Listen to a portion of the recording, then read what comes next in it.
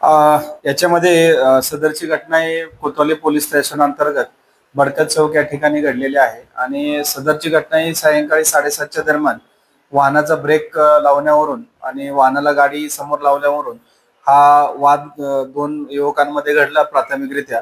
त्यानंतर सदर युवकांनी जे कंप्लेनंट आहे त्याला व त्यांच्या भावास मारहाणीस सुरुवात केली. त्याचबरोबर त्याचे त्या ठिकाणी असलेले साथीदार सुद्धा इतर त्या ठिकाणी येऊन त्यांना मारहाण करण्यात आलेली आहे.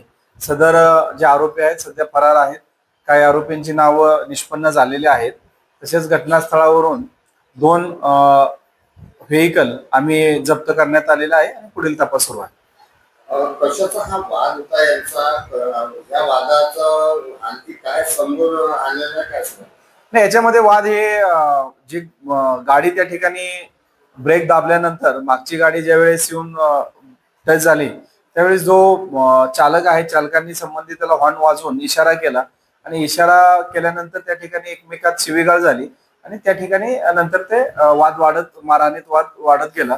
त्याच्या अनुषंगाने आम्ही कोतवाली पोलीस स्टेशनला 109(1), 351(3), 352 आणि 3(5) भारतीय न्याय संहिता अंतर्गत गुन्हा दाखल केलेला आहे आणि आरोपीच्या शोधात आमचे पथक शोध घेत आहेत.